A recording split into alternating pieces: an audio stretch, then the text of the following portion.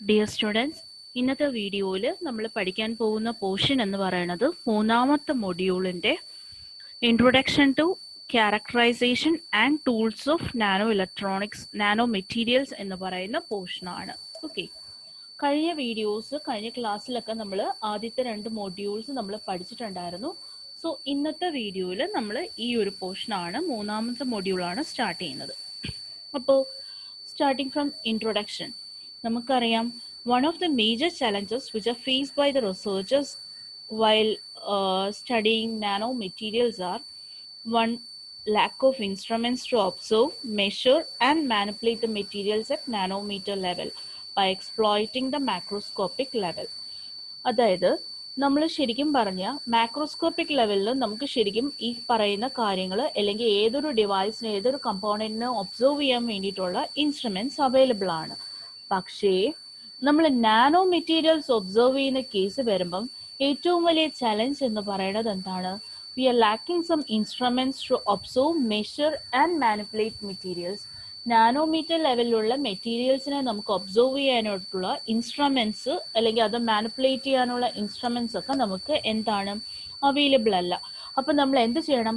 Macroscopic ലെവലിലുള്ള ഒബ്ജക്ട്സിനെ നമ്മൾ എടുത്ത് അല്ലെങ്കിൽ ആ ഇൻസ്ട്രുമെന്റ്സിനെ എടുത്ത് അതിനെ എക്സ്പ്ലോയിറ്റ് ചെയ്ത് വേണം നമ്മളിത് ചെയ്യാനായിട്ട്. Okay, in the past years studies are mainly focused on collective behavior and properties of large number of structured materials which are typically group characteristic. So rather than going and studying for the individual characteristic, previously we used to focus on group characteristic. Group characteristic എന്ന് പറയുന്നത് എന്താണ്? നമ്മൾ ആ മെറ്റീരിയൽസിന്റെ കളക്റ്റീവായിട്ടുള്ള behaviour നമ്മൾ എടുക്കും, അതിന്റെ properties അങ്ങനെയൊക്കെ എടുത്ത് നമ്മൾ ഗ്രൂപ്പായിട്ട് അതിനെ എന്ത് ചെയ്യുമായിരുന്നു? അനലൈസ് ചെയ്യുമായിരുന്നു, rather than going material by material. And the characterisation and manipulation of individual nanostructures requires not only extreme sensitivity but also atomic level resolution. As a result, ഈ ഒരു ഇൻഡിവിജ്വൽ ആയിട്ടുള്ള ഈ നാനോ സ്ട്രക്ചേഴ്സ് നമുക്ക് characterise ചെയ്യാൻ വേണ്ടിയിട്ട് എന്ത് വേണം? ഭയങ്കര സെൻസിറ്റീവ് ആയിട്ടുള്ള ഡിവൈസസും കാര്യങ്ങളും വേണം, പിന്നെ അറ്റോമിക് ലെവൽ റെസൊല്യൂഷൻ ഒക്കെ വേണം. ഇതൊക്കെ വെച്ചിട്ട് പിന്നീട് എന്ത് ചെയ്തു? വേരിയസ് മൈക്രോസ്കോപ്സ് ഡെവലപ്പ് ചെയ്തു, so as to characterise and study the structure of nano materials. Okay, so ഇത്രയും കാര്യങ്ങളൊക്കെയാണ് നമ്മുടെ ആദ്യത്തെ പോർഷൻസിൽ കയറി വരുന്നത്. ഇങ്ങനെ നമ്മൾ അതിന് വേണ്ടിയിട്ട് കുറച്ച് ടൂൾസും ഇൻസ്ട്രുമെന്റ്സും ഒക്കെ നമ്മൾ ഡെവലപ്പ് ചെയ്തതിന് ശേഷം അല്ലെങ്കിൽ ഡെവലപ്പ് ചെയ്യുന്ന സമയത്ത് ഫേസ് ചെയ്ത ഏറ്റവും വലിയ ചലഞ്ച് എന്ന് പറയുന്നത് മാക്രോസ്കോപ്പിക് ലെവലിലുള്ള ഇൻസ്ട്രുമെന്റ്സിനെ നമുക്ക് മിനിയേച്ചറൈസ് ചെയ്യാനായിരുന്നു. സോ അതൊരു വലിയ ചലഞ്ചാണ്, മിനിയേച്ചറൈസേഷൻ ഓഫ് ഇൻസ്ട്രുമെന്റ്സ് എന്ന് പറയുന്നത്. സോ അതൊരു വലിയ ചലഞ്ചാണ്. പിന്നെ ഫിസിക്കൽ പ്രോപ്പർട്ടീസും അതിൻ്റെ ഷോർട്ട് റേഞ്ച് ഫോക്കസ് ഒക്കെ വലിയൊരു മേജർ ചലഞ്ചാണ്. ആൻഡ് ഈ ന്യൂ ടൂൾസും ഇൻസ്ട്രുമെന്റ്സും ഡെവലപ്പ് ചെയ്യുക എന്ന് പറയുന്നതാണ് ഏറ്റവും ഗ്രേറ്റസ്റ്റ് നാനോ ടെക്നോളജിയുടെ ചലഞ്ച് എന്ന് പറയുന്നത്. ഓക്കെ, സോ ഇത്രയാണ് അതിൻ്റെ ഇൻട്രോ എന്ന് പറയുന്നത്. ഇനി നാനോ മെറ്റീരിയൽസിന്റെ ക്യാരക്ടറൈസേഷനെ പറ്റി പറയുവാണെങ്കിൽ, മെറ്റീരിയൽ സയൻസിൽ സാധാരണഗതിയിൽ ഒരു മെറ്റീരിയലിന്റെ കറസ്പോണ്ടിങ് ഇന്റേണൽ സ്ട്രക്ചറും പ്രോപ്പർട്ടീസും ഒക്കെ എക്സ്പ്ലോർ ചെയ്യാൻ വേണ്ടിയിട്ട് നമ്മൾ എന്ത് യൂസ് ചെയ്യും? എക്സ്റ്റേണൽ ആയിട്ടുള്ള ടെക്നിക്സ് യൂസ് ചെയ്യുമായിരുന്നു. എന്നിട്ട് അതെന്ന് പറയുന്നത് it can be in the form of some microscopes ആകാം, it can be of actual material testing or analysis. ഇനി കമ്മിങ് ടു അനാലിസിസ് ടെക്നിക്ക് എടുക്കുവാണെങ്കിൽ ഇവിടെ നമ്മൾ എന്താ ചെയ്യുന്നത്? We are using this analysis technique which is in order to magnify the specimen, അല്ലേ? Analysis technique use ചെയ്ത് നമ്മൾ എന്ത് ചെയ്യാണ്? നാനോ സ്ട്രക്ചറുള്ള മെറ്റീരിയലിനെ നമ്മൾ എന്ത് ചെയ്യാണ്? മാഗ്നിഫൈ ചെയ്യാണ്. എന്തിനു വേണ്ടിയിട്ട്? In order to visualise the internal structure and analyse the properties of materials and its distribution. അതിൻ്റെ ഇന്റേണൽ സ്ട്രക്ചറും അതേപോലെ ആ മെറ്റീരിയൽസിന്റെ പ്രോപ്പർട്ടിയും ഡിസ്ട്രിബ്യൂഷനും ഒക്കെ കണ്ടുപിടിക്കാൻ വേണ്ടിയിട്ട് നമ്മൾ എന്ത് ചെയ്യും? അതിനെ മാഗ്നിഫൈ ചെയ്യും. അങ്ങനെ മാഗ്നിഫൈ ചെയ്യാനായിട്ട് നമ്മൾ several forms of microscopies are available. Okay, അപ്പോൾ നമുക്ക് ഈ നാനോ സ്ട്രക്ചേഴ്സ് അനലൈസ് ചെയ്യാൻ വേണ്ടിയിട്ട് ഒരുപാട് മൈക്രോസ്കോപ്സ് നമ്മൾ കണ്ടുപിടിച്ചു. അങ്ങനെ ഏതൊക്കെ ഫോംസ് ആണ് നമുക്കുള്ളതെന്നുള്ളതാണ് ഫസ്റ്റ് നമുക്ക് നോക്കാനുള്ളത്. അപ്പോൾ optical microscope, x-ray diffraction, electron microscope, atomic force microscope. Okay, ഇനി ശരിക്കും ജനറലി സ്പീക്കിംഗ് നമുക്ക് ഇങ്ങനെ പറയാം: optical microscope, electron microscope, scanning probe microscopes, പിന്നെ ബാക്കിയുള്ള സെറ്റ് എന്ന് പറയാം. ഓക്കെ, സോ അതിൻ്റെ ഒരു ബ്രോഡ് ക്ലാസിഫിക്കേഷൻ തന്നെയാണ് നമ്മുടെ ഈ ഒരു ഗ്രാഫിലും കാണിച്ചിട്ടുള്ളത്. Coming to optical microscope. അപ്പോൾ coming to optical microscope, an optical microscope uses light to illuminate and create image of the specimen. അപ്പോൾ എന്താ ചെയ്യുന്നത്? ഒപ്റ്റിക്കൽ മൈക്രോസ്കോപ്പിൽ നമ്മൾ എന്ത് യൂസ് ചെയ്യും? ലൈറ്റ് യൂസ് ചെയ്ത് നമ്മൾ ആ സ്പെസിമെനെ ഇലൂമിനേറ്റ് ചെയ്യും. ഇലൂമിനേറ്റ് ചെയ്തിട്ട് അതിൻ്റെ അകത്തുള്ള ഇമേജ് നമുക്ക് എൻഹാൻസ് ചെയ്യാൻ വേണ്ടിയിട്ട് യൂസ് ചെയ്യും. അപ്പോൾ നമ്മൾ എന്ത് യൂസ് ചെയ്തിട്ടാണ് ഇതിനകത്ത് ചെയ്യുന്നത്? Optics, that means light. An optical microscope has lesser magnification and resolving power. So compared to other technique, optical microscope-ന്റെ disadvantage എന്താണ്? Lesser magnification, അതേപോലെ അതിൻ്റെ റെസൊല്യൂഷനും എന്താണ്? കുറവാണ്. Because it uses glass lens to focus light. അതെന്ത് use ചെയ്തിട്ടാണ് light focus ചെയ്യുന്നത്? Glass lens use ചെയ്തിട്ടാണ് ശരിക്കും ലൈറ്റ്സ് ഫോക്കസ് ചെയ്യുന്നത്. Coming to electron microscope. അപ്പോൾ ഇതാണ് ഇലക്ട്രോൺ മൈക്രോസ്കോപ്പ് എന്ന് പറയുന്നത്. സോ ഇലക്ട്രോൺ മൈക്രോസ്കോപ്പ് എന്ത് ചെയ്യും? It uses electrons to illuminate and create an image of the specimen. ഒരു സ്പെസിമെൻ്റെ ഇമേജ് എടുക്കാൻ വേണ്ടിയിട്ട് അതെന്ത് യൂസ് ചെയ്ത് അത് ഇലൂമിനേറ്റ് ചെയ്യും? ഇലക്ട്രോൺസ് യൂസ് ചെയ്ത് ഇലൂമിനേറ്റ് ചെയ്തിട്ട് അതിൻ്റെ ഒരു ഇമേജ് നമ്മൾ എടുക്കുക ചെയ്യുന്നത്. ഇതിൻ്റെ ഒരു advantage compared to optical microscope എന്ന് പറയുന്നത്, it is having higher magnification and resolving power. And it uses electrostatic and electromagnetic lens to illuminate the light. നേരത്തെ നമ്മൾ എന്തുവായിരുന്നു യൂസ് ചെയ്ത്? ഒപ്റ്റിക്കൽ മൈക്രോസ്കോപ്സിൽ ഗ്ലാസ് ലെൻസ് ആയിരുന്നു യൂസ് ചെയ്തത്. പക്ഷേ ഈ കേസിൽ നമ്മൾ എന്ത് യൂസ് ചെയ്തു? Electrostatic and electromagnetic lens use ചെയ്ത് നമ്മൾ എന്ത് ചെയ്യുന്നു? ലൈറ്റിനെ ഇലൂമിനേറ്റ് ചെയ്യുന്നു. Okay, so while illuminating we will get the structures like parameters like morphology, crystal structure, composition, cores, shell structures, etc. can be obtained. While using optical microscopes, we can obtain only the morphology and ordering in liquid crystals. So, either way to compare, which one is better? Electron microscopes are better. Normally നമുക്ക് imaging technique use ചെയ്ത് താഴെ പറയുന്ന കുറച്ച് informations നമുക്ക് obtain ചെയ്യാൻ പറ്റും. ഏതൊക്കെയാണെന്ന് നോക്കാം. First one, topology. എന്താണ് ടോപ്പോളജി എന്ന് പറയുന്നത്? ഒരു ഒബ്ജക്റ്റിന്റെ സർഫസ് ഫീച്ചേഴ്സിനെ പറ്റിയിട്ടുള്ള ഒരു ഇൻഫോർമേഷൻ തരുന്ന അല്ലെങ്കിൽ ഇൻഫോർമേഷൻ അബ്സ്ട്രാക്ട് ചെയ്യുന്ന പ്രോസസ്സാണ് ഇത് topography. That gives the information of the surface components അല്ലെങ്കിൽ surface feature of an object. ഒരു ഒബ്ജക്റ്റിന്റെ സർഫസിലുള്ള പാരാമീറ്റേഴ്സ് നമുക്ക് എക്സ്ട്രാക്ട് ചെയ്തെടുക്കാൻ പറ്റുന്ന ഒരു മെത്തേഡാണ്. ദാറ്റ് മീൻസ് അതിൻ്റെ ടെക്സ്ചർ, ഒരു ഒബ്ജക്റ്റിന്റെ texture, material properties such as hardness, reflectivity, these all parameters can be obtained using topography. ഇനി നെക്സ്റ്റ് വൺ, മോർഫോളജി. എന്താണ് മോർഫോളജി എന്ന് പറയുന്നത്? we can study the internal structure of an object. നമ്മൾ അതിൻ്റെ പെരിഫറൽ നിന്ന് ഒബ്സർവ് ചെയ്യല്ല ചെയ്യുന്നത്, ആ സ്ട്രക്ചറിൻ്റെ ഇന്റേണൽ സ്ട്രക്ചർ അല്ലെങ്കിൽ ഇന്റേണലി എങ്ങനെയാണ് ആ പാർട്ടിക്കിൾസ് എങ്ങനെയാണ് അലൈൻ ചെയ്തിരിക്കുന്നത്, അത് ഏതൊക്കെ പാർട്ടിക്കിൾസ് വെച്ചിട്ടാണ് അതിനെ നമ്മൾ ഉണ്ടാക്കിയിരിക്കുന്നത്, അതേപോലെ ആ മെറ്റീരിയൽ നമ്മുടെ അതിനകത്ത് മേക്കപ്പ് ചെയ്യാൻ യൂസ് ചെയ്തിരിക്കുന്ന പാർട്ടിക്കിൾസിന്റെ strength, reactivity, ductility, all these properties can be obtained using morphology, or all these properties can be studied under morphology. Okay, ഇനി എന്താണ് ഡക്റ്റിലിറ്റി എന്ന് പറയുന്നത്? ഡക്റ്റിലിറ്റി എന്താണ്? According to material science, ductility എന്ന് പറയുന്നത് എന്താണ്? It is a degree to which a material can sustain plastic deformation under tensile stress before failure. Okay, so ഈ പറയുന്ന എല്ലാ പാരാമീറ്റേഴ്സും നമുക്ക് മോർഫോളജി യൂസ് ചെയ്ത് നമുക്ക് അനലൈസ് ചെയ്യാൻ പറ്റും. ഇനി നെക്സ്റ്റ് ഇൻഫോർമേഷൻ എന്ന് പറയുന്നത് അതിൻ്റെ കോമ്പോസിഷൻ ആണ്. എന്താണ് കോമ്പോസിഷൻ എന്ന് പറയുന്നത്? The elements and compounds that the material is composed of. For example, the parameters such as melting point, reactivity, hardness, ഇതെല്ലാം നമുക്ക് ഏതിൽ നിന്നും കിട്ടും? കോമ്പോസിഷൻ നിന്ന് കിട്ടുന്ന ഇൻഫോർമേഷൻസ് ആണ്.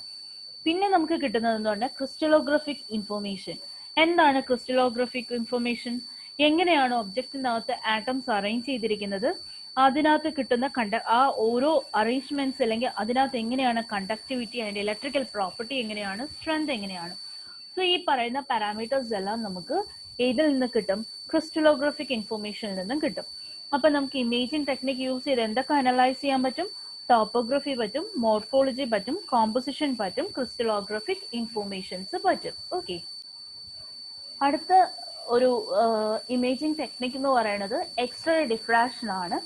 എക്സ്റേ ഡിഫ്രാക്ഷൻ യൂസ് ചെയ്യുമ്പം നമ്മൾ എന്ത് യൂസ് ചെയ്തിട്ടാണ് ഈ പറയുന്ന സ്പെസിമെൻ ഇലൂമിനേറ്റ് ചെയ്യുന്നത്? നമ്മൾ എക്സ്റേ ബീംസ് യൂസ് ചെയ്ത് അതിനെ ഇലൂമിനേറ്റ് ചെയ്തിട്ട് ആ ഇന്റേണൽ ആയിട്ടുള്ള ഇമേജ് നമ്മൾ എക്സ്ട്രാക്ട് ചെയ്യാൻ പറ്റും. So using this x-ray diffraction നമുക്ക് എന്തൊക്കെ കാര്യങ്ങൾ അനലൈസ് ചെയ്യാൻ പറ്റും? ക്രിസ്റ്റലോഗ്രാഫിക് ഇൻഫർമേഷൻ പറ്റും, പിന്നെ എലമെന്റ് അനാലിസിസ്. സോ ഞാൻ എന്താണ് ക്രിസ്റ്റലോഗ്രാഫിക് ഇൻഫർമേഷൻ എന്നുള്ളത് പറഞ്ഞു. Okay, parameters such as conductivity, electrical property, strength, അതിന്റെ അലൈൻമെന്റ്, ഇതെല്ലാമാണ് ക്രിസ്റ്റലോഗ്രാഫിക് ഇൻഫർമേഷനിൽ കിട്ടുന്നത്. ഓക്കെ, പിന്നീട് അത് എന്ത് വെച്ച് ബിൽഡപ്പ് ചെയ്തിരിക്കുകയാണ്? ആ കറസ്പോണ്ടിങ് ആറ്റംസിന്റെ അല്ലെങ്കിൽ ആ എലമെന്റ്സിന്റെ അനാലിസിസും ഇവിടെ ചെയ്യും. പിന്നെ വരുന്നതാണ് AFM എന്ന് പറയുന്നത്, അറ്റോമിക് ഫോഴ്സ് മൈക്രോസ്കോപ്പി. ശരിക്കും പറഞ്ഞു കഴിഞ്ഞാൽ ഇതെന്ന് പറയുന്നത് ശരിക്കും സ്കാനിങ് പ്രോബ് മൈക്രോസ്കോപ്പി യൂസ് ചെയ്തിട്ടാണ് നമുക്ക് ഇതെല്ലാം ചെയ്യേണ്ടത്. ഓക്കെ, അപ്പൊ ഇവിടെ നമ്മൾ ശരിക്കും പറഞ്ഞു കഴിഞ്ഞാൽ we use Coulomb force or van der Waals force in order to analyze this particular parameter. അപ്പൊ ഇത് ചെയ്യുമ്പോൾ നമുക്ക് എന്തൊക്കെ അനലൈസ് ചെയ്യാൻ പറ്റും? ടോപ്പോഗ്രഫി, സർഫസ് റഫ്നെസ്, അതിന്റെ alloyed composition, atomic manipulations etcetera can be done using this imaging techniques. So ഇത്രയാണ് ഇതിന്റെ ബേസിക് ആയിട്ടുള്ള ഇമേജിംഗ് ടെക്നിക്സ് എന്ന് പറയുന്നത്. ഇനി നമുക്ക് ഇലക്ട്രോൺ മൈക്രോസ്കോപ്പിനകത്ത് അല്ലെങ്കിൽ ഇലക്ട്രോൺ മൈക്രോസ്കോപ്പ് യൂസ് ചെയ്തിട്ട് നമുക്ക് എങ്ങനെയാണ് ഈ സ്പെസിമെൻ ഒബ്റ്റെയിൻ ചെയ്യാൻ പറ്റുന്നത്, സ്പെസിമെന്റെ ഇമേജ് ഒബ്റ്റെയിൻ ചെയ്യാൻ പറ്റുന്നത് എന്നുള്ള ഒരു അല്ലെങ്കിൽ അതിന്റെ സ്റ്റെപ്സ് എന്താണെന്നുള്ളത് ജസ്റ്റ് ബ്രീഫ് ആയിട്ടൊന്ന് നോക്കാം. അപ്പോൾ the basic steps involve in functioning of all electron microscopes R, first step നമ്മൾ എന്ത് ചെയ്യും? ആ സ്പെസിമെനിലേക്ക് ഒരു സ്ട്രീം ഓഫ് ഇലക്ട്രോണിനെ നമ്മൾ എന്ത് ചെയ്യും? ആക്സലറേറ്റ് ചെയ്ത് വിടും using A positive electrode potential. So നമ്മൾ എന്ത് ചെയ്യും? ആ സ്പെസിമെനിലേക്ക് നമ്മൾ ഒരു ഇലക്ട്രോൺ ഗൺ യൂസ് ചെയ്തിട്ട് ഒരു സ്ട്രീം ഓഫ് ഇലക്ട്രോൺസിനെ നമ്മൾ എന്ത് ചെയ്യും? ആ സ്പെസിമെനിലേക്ക് നമ്മൾ ആക്സലറേറ്റ് ചെയ്ത് വിടും. ഈ സ്ട്രീം എന്ത് ചെയ്യും? ഈ സ്ട്രീം എന്ന് പറയുന്നത് കൺഫൈൻ ചെയ്ത് ഫോക്കസ് ചെയ്യും. നമ്മൾ എന്ത് യൂസ് ചെയ്ത്? Metal apertures as well as magnetic lens ഒക്കെ യൂസ് ചെയ്ത് നമ്മൾ എന്ത് ചെയ്യും?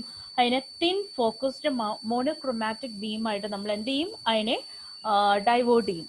And this beam is then focused on the sampling using a magnetic lens. നമ്മൾ ഒരു മാഗ്നറ്റിക് ലെൻസ് എടുത്തിട്ട് ഈ ബീംസിനെ നമ്മൾ എന്ത് ചെയ്യും? ഈ സാമ്പിളിലേക്ക് ഫോക്കസ് ചെയ്യും. And interactions occurs inside the irradiated sample affecting the electron beam. ഇങ്ങനെ ഫോക്കസ് ചെയ്യുന്ന സമയത്ത് ഇത് ഈ കറസ്പോണ്ടിങ് സാമ്പിൾസുമായിട്ട് ഇന്ററാക്ഷൻസ് ഉണ്ടാവും. അപ്പൊ ഇന്ററാക്ഷൻസും അവിടെ ഉണ്ടായ എഫക്ട്സും എല്ലാം നമ്മൾ ഡിറ്റക്ട് ചെയ്തിട്ട് അതിനെ എന്ത് ചെയ്യും? ഇമേജ് ആയിട്ട് ട്രാൻസ്ഫോം ചെയ്യും. ദിസ് ഇസ് ഹൗ ശരിക്കും ഇലക്ട്രോൺ മൈക്രോസ്കോപ്പി ഈസ് യൂസ്ഡ്, അല്ലെങ്കിൽ എങ്ങനെയാണ് electron microscope method carry out ചെയ്യുന്നത് എന്നുള്ളതാണ് നമ്മൾ പറഞ്ഞിരിക്കുന്നത്. ഓൾമോസ്റ്റ് എല്ലാ ഇലക്ട്രോൺ മൈക്രോസ്കോപ്പിക് മെത്തേഡിലും നമ്മൾ ഈ പ്രൊസീജിയർ തന്നെയാണ് നമ്മൾ ചെയ്യുന്നത്. So based on the type of beam sample interaction and treatment of the electron beam, different types of electron microscopes can be obtained. അത് ഏതൊക്കെയാണ്? Scanning electron microscope, that is SEM, transmission electron microscope, that is TEM, reflection electron microscope REM, scanning transmission electron microscope STEM. Okay, so ഇതിനെ base ചെയ്തിട്ടുള്ള microscopes ആണ് ഞാൻ പറഞ്ഞിരുന്നത്. ഇനി അതേപോലെ some microscopes for the magnification and internal visualization of nanomaterials are, അതായത് നമുക്ക് nano മെറ്റീരിയൽസിനെ magnify ചെയ്യാനും അതിൻ്റെ ഇന്റേണൽ സ്ട്രക്ചർ വിഷ്വലൈസ് ചെയ്യാനും വേണ്ടിയിട്ടുള്ള കുറച്ച് സെറ്റ് ഓഫ് മൈക്രോസ്കോപ്സ് ഉണ്ട്. അത് ഏതൊക്കെയാണെന്ന് നോക്കാം. STM എന്താണ്? Scanning tunnelling microscopy. AFM, that is atomic force microscopy. SEM, scanning electron microscopy. TEM, transmission electron microscopy. XRD, X-ray diffraction. PL, that is pulse laser instruments. UV, that is ultraviolet instruments. REM, reflection electron microscopy. STEM, scanning electron scanning transmission electron microscope. So ഇത്രയൊക്കെ വെച്ചിട്ട് നമുക്ക് എന്ത് ചെയ്യാൻ പറ്റും? Nano മെറ്റീരിയൽസിന്റെ മാഗ്നിഫിക്കേഷനും as well as internal visualisation ചെയ്യാൻ പറ്റും. Okay, next one characteristic tools ആണ്. അപ്പോൾ ഇനീഷ്യൽ ക്യാരക്ടറിസ്റ്റിക് ടൂൾ എന്ന് പറഞ്ഞാൽ നമ്മൾ പഠിക്കാൻ പോകുന്നത് സ്കാനിങ് പ്രോബ് മൈക്രോസ്കോപ്പി ആണ്. Due to the development of novel tools and techniques, scanning probe microscopy is of two types. അപ്പോൾ സ്കാനിങ് പ്രോബ് മൈക്രോസ്കോപ്പ് രണ്ട് രീതിയിൽ ക്ലാസിഫൈ ചെയ്യാം. ഏതൊക്കെയാണ്? STM ഉം AFM. എന്താണ് STM? സ്കാനിങ് ടണലിംഗ് മൈക്രോസ്കോപ്പും AFM എന്താണ്? അറ്റോമിക് ഫോഴ്സ് മൈക്രോസ്കോപ്പ് എന്ന് പറയാം. ഓക്കെ, അപ്പോൾ നമ്മൾ എന്ത് ചെയ്തു? ഇതിനെ നമ്മൾ ഫെർദർ അനലൈസ് ചെയ്തിട്ട് നമുക്ക് SPM എന്ന് പറയുന്ന സ്കാനിങ് പ്രോബ് മൈക്രോസ്കോപ്പിനെ നമുക്ക് എന്തായിട്ട് ഡിവൈഡ് ചെയ്യാം? STM ഉം AFM ആയിട്ട് ഡിവൈഡ് ചെയ്യാം. ഓക്കെ, ഇനി നമുക്ക് ഓരോന്നും ഡീറ്റെയിൽ ആയിട്ട് നോക്കാം. എന്താണ് STM, എന്താണ് AFM എന്ന് നോക്കാം. ഓക്കെ, ഇനി അതിലേക്ക് പോകുന്നതിന് മുന്നേ we can see what are the basic principle of SPM technique. അപ്പൊ SPM ടെക്നിക്കിന്റെ ബേസിക് പ്രിൻസിപ്പിൾ എന്താണെന്നും കൂടെ അറിയാം. നമ്മൾ ഓൾറെഡി പറഞ്ഞു സ്കാനിങ് പ്രോബ് മൈക്രോസ്കോപ്പി എന്ന് പറഞ്ഞു. So all this technique is based upon the scanning a probe of nanometer dimension. നമ്മൾ എന്ത് ചെയ്യാണ്? ഒരു സബ്സ്ട്രേറ്റിന്റെ മുകളിൽ ഒരു പ്രോബ് വെച്ചിട്ട്, ഒരു നാനോമീറ്റർ ഡയമെൻഷനുള്ള ഒരു പ്രോബ് വെച്ച് നമ്മൾ എന്ത് ചെയ്യാണ്? സ്കാൻ ചെയ്യാണ്. ഓക്കെ, അതിനെ നമ്മൾ എന്ത് പറയും? STM നമ്മൾ ടിപ്പ് എന്ന് പറയും. Since it is A sharp metallic tip. ഒരു ഷാർപ്പ് മെറ്റാലിക് ടിപ്പ് ആയത് കാരണം നമ്മൾ അതിനെ എന്ത് പറയും? ടിപ്പ് എന്ന് പറയാം. ജസ്റ്റ് അബൌവ് ദ സർഫസിന് മുകളിലായിട്ട്. അപ്പൊ രണ്ട് ടൈപ്പ് ഉണ്ടെന്ന് പറഞ്ഞു, STM ഉം AFM ഉം. STM എന്താണ്? It is the tunneling current between the metallic tip and a conducting substrate which are in close proximity but not actually in physical contact. എന്ന് വെച്ചാൽ എന്താണ്? STM നമ്മൾ ചെയ്യുന്നത് എന്താണ്? STM is a type of scanning probe microscope which is a microscopical technique which allows the investigation of electrically conducting surface down to atomic scale. നമ്മൾ എന്താ ചെയ്യുന്നത്? ആ ഇലക്ട്രിക്കലി കണ്ടക്ടിങ് ആയിട്ടുള്ള സർഫസിനെ നമ്മൾ അറ്റോമിക് സ്കെയിലിൽ നമ്മൾ എന്ത് ചെയ്യാണ്? നമ്മൾ അതിനെ ഇൻവെസ്റ്റിഗേറ്റ് ചെയ്യാണ് ചെയ്യുന്നത്. സോ ഈ STM ശരിക്കും പറഞ്ഞാൽ നമ്മൾ ഇലക്ട്രോൺ ടണലിംഗ് ഫിനോമിനൻ യൂസ് ചെയ്തിട്ട് നമ്മൾ എന്ത് ചെയ്യാണ്?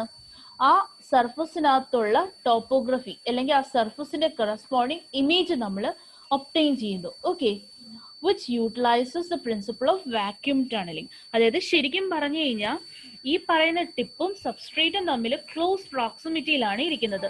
പക്ഷെ അത് തമ്മിൽ എന്തുണ്ടാവില്ല? ഒരു ഫിസിക്കൽ കോണ്ടാക്ട് ഉണ്ടാവില്ല. എന്നിട്ട് നമ്മൾ എന്ത് ചെയ്യും? അതിനെ നമ്മൾ ഒരു ഇലക്ട്രോൺ ടണലിംഗ് മെക്കാനിസം യൂസ് ചെയ്ത് നമ്മൾ എന്ത് ചെയ്യാണ്? ശരിക്കും അതിന്റെ ടോപ്പോഗ്രഫി നമ്മൾ എക്സ്ട്രാക്ട് ചെയ്യാണ് ചെയ്യുന്നത്.